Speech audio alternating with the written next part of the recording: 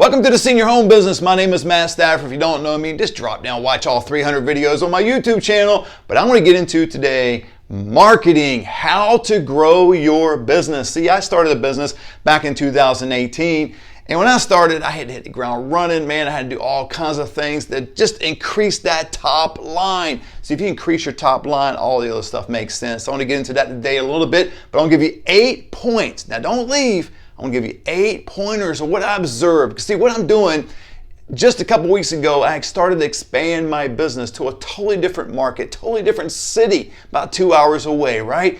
And I'm starting to learn new communities and how they function there. It's amazing how this market is different than my own market where I'm at, right? And so I want to teach you what I observed in my opinions of marketing, how to grow your business. Now, not just as a senior referral agent, but just about anything you're out and about trying to grow your business. Watch this video, all 8 points. Let's get to it.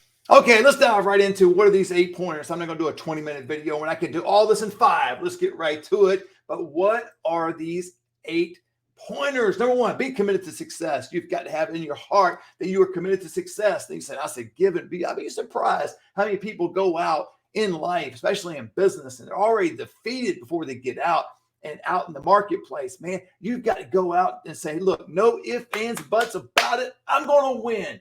I'm going to conquer. I'm going to succeed. I'm going to go out and do what I've been dreaming about doing. See, it's easy to be in an office like this and go, hey, I'm going to be successful. It's another thing to get out in the marketplace and be successful, but you got to be committed to your success. You got to be committed to yourself, committed to the vision, committed to the goals that you set, all that good stuff. Number 2, listen to motivational message. Now, before you go out, that's what I'm talking about, because the area I went, the new market, 2 hours away, I drove.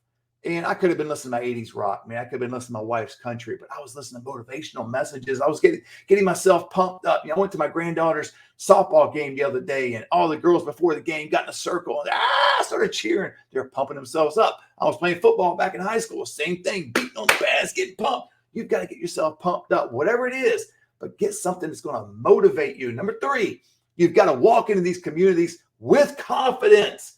Don't walk in all slunched over, scared to death. You're looking weird over there, man. Get those shoulders out. Be confident. I'm not talking about being cocky, but I'm talking about walking into the place like you own it and walking out like you sold it. I'm talking about walking in like you're already knowing somebody. I mean, the party hasn't started until you get there. That's what I'm talking about. We got to walk into different businesses like that. Sometimes I've seen people so timid, so afraid. Don't be that, man. If you are that way, get rid of it. Start looking yourself in the mirror before you go and just start speaking to yourself and knowing when you get out, that's the way you're going to be. So do that. Number 4, dress for success. Now, I'm not talking about a 3-piece suit. I did go out in suits because I'm visiting hospitals, skilled nursing facilities, things like that. No tie, had my lanyard, vaccine card, and a business card. That's it. I didn't go in with brochures, go in with a backpack, going with a briefcase, going in with all this other stuff like I'm giving a presentation.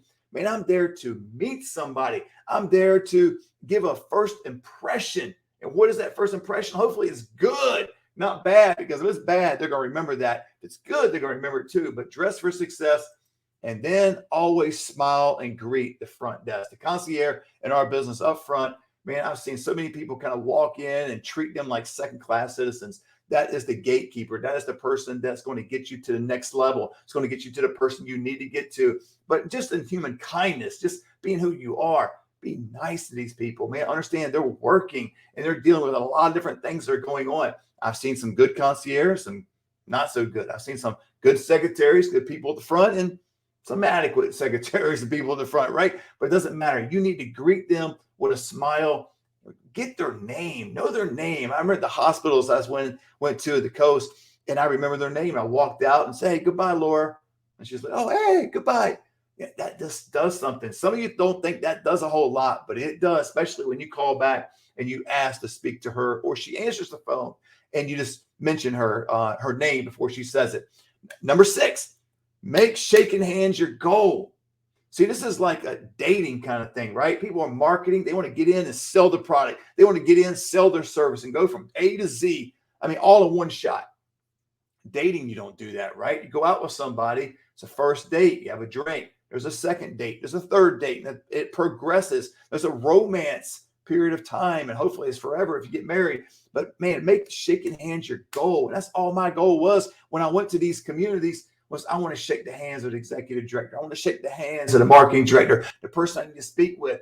That was my goal. If I can do that, I feel like I achieved my goal. And then I move it on to the next level, which would be an email, which would be a text, or will be another follow-up in some way. Follow up, that's where the money is. But man, make shaking hands your goal. When you're there, be engaging and be conversational. Now, don't dominate the whole thing, right? Don't try to tell her and the person you're speaking with everything that you do in the company.